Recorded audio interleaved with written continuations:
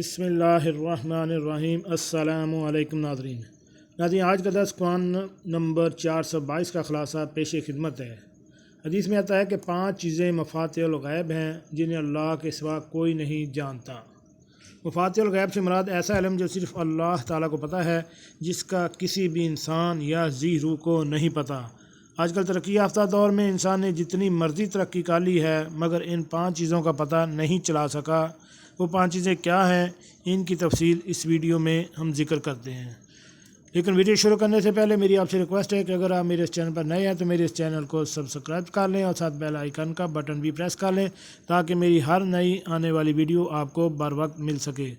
ناظرین، میری ویڈیو اگر آپ کو اچھی لگے تو اس کو واٹس ایپ اور فیس بک پر اپنے دوستوں کے ساتھ شیئر بھی کریں۔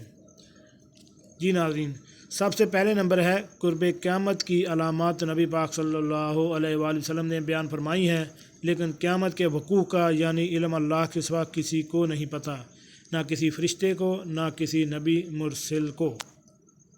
دوسرے نمبر پہ ہے کہ بارش کا معاملہ بھی ایسا ہی ہے۔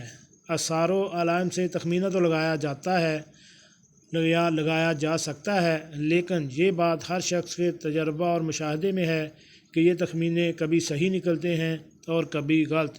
حتیٰ کہ محکمہ موسمیات کے اعلانات بھی بعض دفعہ صحیح ثابت نہیں ہوتے، جس سے صاف واضح ہے کہ بارش کا علم بھی یقینی علم اللہ کے سوا کسی کو نہیں ہے۔ نمبر 3 پہ ہے کہ رحم مادر میں مشینی ذرائع سے جنسیت کا اندازہ تو شاید ممکن ہے، لیکن بچہ ہے یا بچی، لیکن ماں کے پیٹ میں نشوونما پانے والا یہ بچہ نیک بخت ہے یا بدبخت، ناقص ہوگا یا کامل، خوب روح ہوگا کہ بد شکل، کالا ہوگا کہ گورا وغیرہ۔ باتوں کا علم اللہ کے سوا کسی کے پاس نہیں ہے۔ اس کی مثال آپ یہ دیکھ لیں کہ 3 بھائی اگر خوبصورت ہیں تو چوتھا بھائی بعض دفعہ شکل میں یا نقش نین میں دوسرے بھائیوں سے مختلف ہوتا ہے۔ اسی طرح 3 بھائی اگر صحیح ہیں تو ایک بھائی یا بہن ایک معذور ہو جاتی ہے، اور اسی طرح کی کافی مثالیں جو ہیں وہ ہم دنیا میں دیکھتے رہتے ہیں۔ انسان کل کیا کرے گا، وہ دین کا معاملہ ہو یا دنیا کا، کسی کو آنے والے کل کے بارے میں علم نہیں ہے کہ اس کی زندگی میں آئے گا بھی یا نہیں، اور اگر آئے گا تو اس میں وہ کیا کچھ کرے گا۔ 5ویں نمبر پہ موت کہاں آئے گی، گھر میں یا گھر سے باہر، اپنے وطن میں یا دیار غیر میں، جوانی میں آئے گی یا بڑھاپے میں، اپنی آرزوؤں اور خواہشوں کی تکمیل کے بعد آئے گی یا اس سے پہلے، اس کا کسی کو بھی معلوم نہیں ہے۔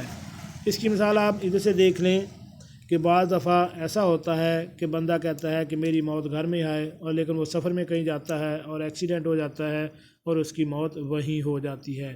بعض افراد ایسے حادثے کا شکار ہوتے ہیں کہ وہاں ان کو کپڑے میں باندھ کر اس کی لاش کو گھر لایا جاتا ہے۔ اور اسی طرح بعض بندہ یہ سوچتا ہے کہ میں جب بوڑھا ہوں گا تو یہ کروں گا، لیکن اس کی موت جوانی میں آ جاتی ہے اور اس کی ساری آرزویں اور خواہشیں بغیر تکمیل کے ختم ہو جاتی ہیں۔ اس کا علم بھی اللہ کو ہے، کسی بھی انسان یا ذی روح کو نہیں ہے۔ جی ناظرین، کیسے لگی آج کی یہ ہماری اسلامی معلوماتی ویڈیو؟ امید ہے آپ کو پسند آئی ہوگی۔ ملتے ہیں ایک نئی ویڈیو کے ساتھ۔ السلام علیکم۔